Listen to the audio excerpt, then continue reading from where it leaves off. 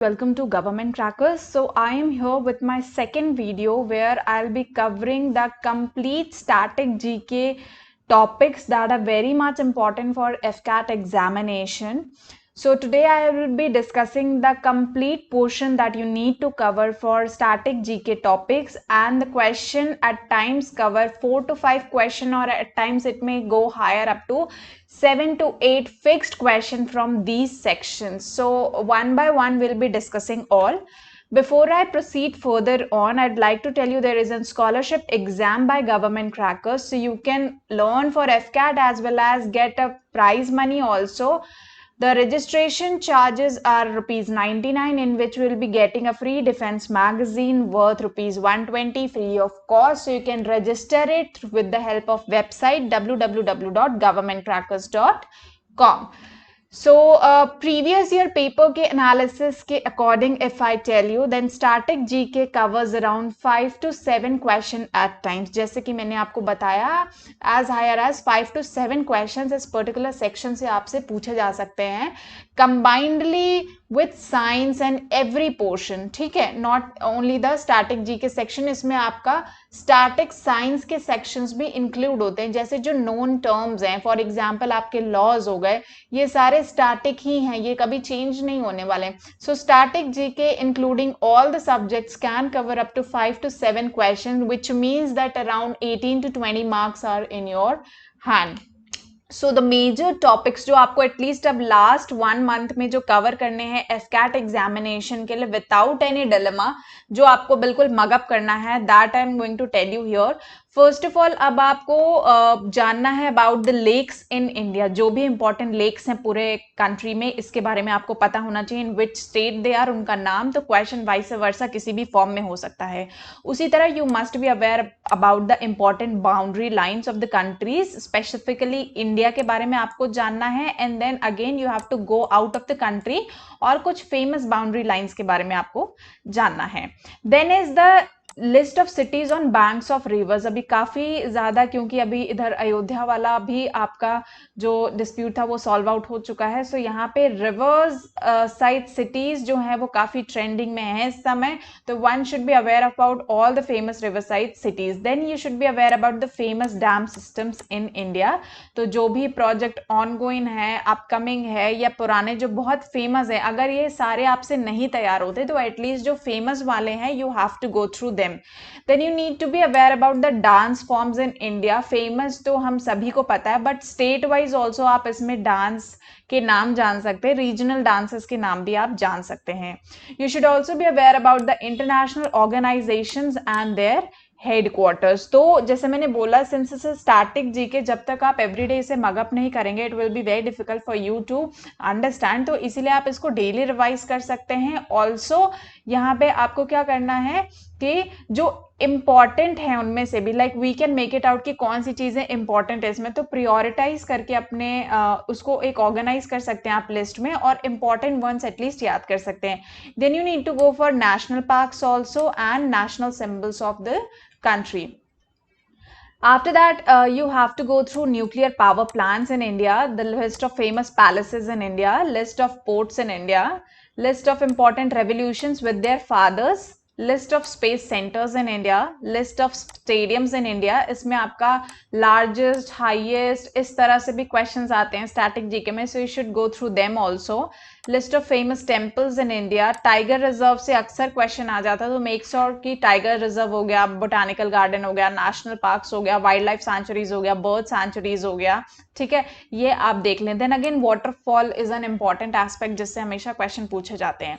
Then comes the first in India. First in India में से you can go for first person to go into space, first person to climb Mount Everest, first governor general of India. So questions like this इस तरह से आपसे पूछे जा सकते हैं.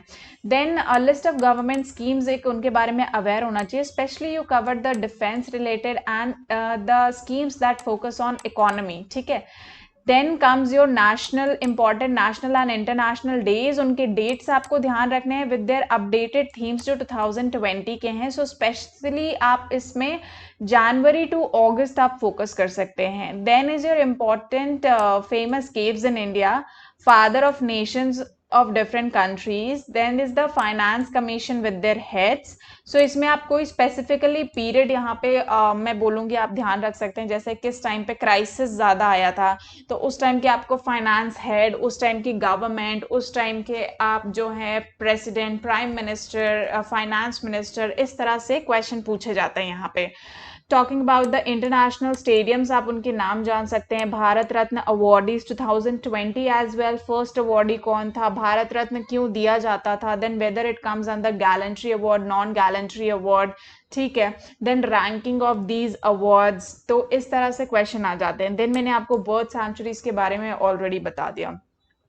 Then you have to go through the famous museums in India, list of formation of dates of states in India, जैसे at times कभी किसी आपके एग्जाम टाइम से पहले या during the tenure of Jan to August अगर कोई state का फाउंडेशन डे कंप्लीट हो गया, then you should be aware about that. Then list of gardens, famous gardens in India, highest mountain peak, state wise also, internationally also, nationally also. Then the important missile systems, definitely because you're going for a defense examination. India's ranking on various indices, बहुत सारे reports 2020 में release हुई हैं, बहुत सारे changes आए हैं, India की रैंकिंग में काफ़ी ज़्यादा improvements भी आए हैं, so you have to go through them also. Then the Indian ambassador to foreign countries, international organizations with their heads, list of thermal power plants in India.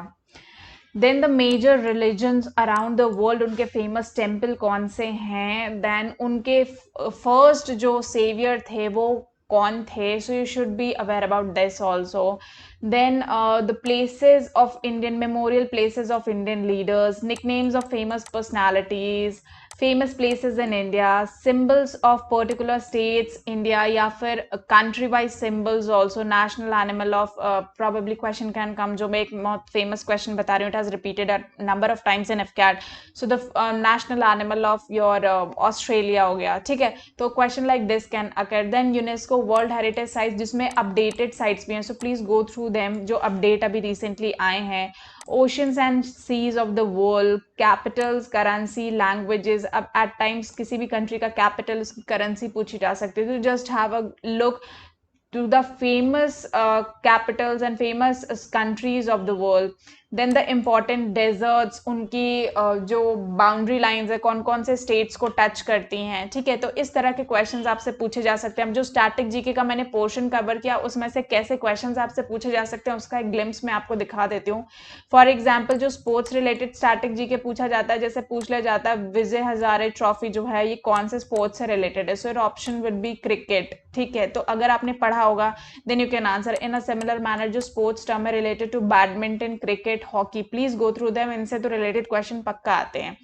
Then is Umaid Bhawan palace जो है ये कहाँ पे situated है, so this is then Jodhpur.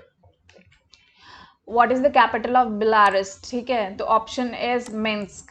World cancer day is observe globally every year on, अब देखिए यहाँ पे क्वेश्चन पूछ लिया गया, so the answer would be 4th of February. Hudo is one of the popular folk dance of which Indian state? So it is Gujarat. Where is the War Hero Stadium located? So it is in Punjab. So questions like this usually occurs, जो मैंने आपको एक example बता दिया कि static GK से related ऐसे questions आते हैं. Now the tips for the GK paper would be कि focus on all the famous and well-known names. अगर आप सारा static GK नहीं cover कर पा रहे हैं right now, तो हर सेक्शन में से आपको पता है कि कौन से इंपॉर्टेंट टर्म्स हैं, इतने टाइम में यू मस्ट बी अवेयर, तो आप उन इंपॉर्टेंट टर्म्स पे एटलीस्ट फोकस करें कि अगर सारा ना कवर कर पाए आप पर्टिकुलर एक एक लिस्ट का, तो कुछ इंपॉर्टेंट आप गो थ्रू कर लें. Then you have to revise daily. अभी लास्ट 1 मंथ में यही है, the only option that you are left up with is you have to mug up things, तो जिसके लिए आपको मॉर्निंग एंड इवनिंग जो है रिविजन करना पड़ेगा. So twice you have to revise, otherwise static GK will get of.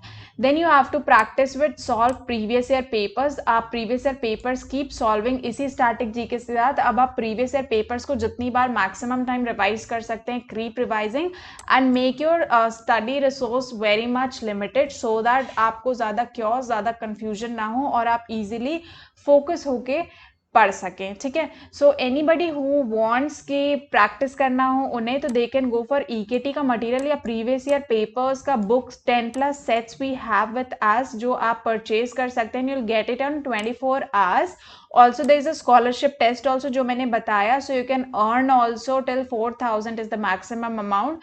Visit to www.governmentcrackers.com and you can purchase the study material required for your examination. Also you can go for FCAT test series also. So I'll see you with the next important topic. Stay tuned to Government Crackers for revision for FCAT course 2020. Jai Hind.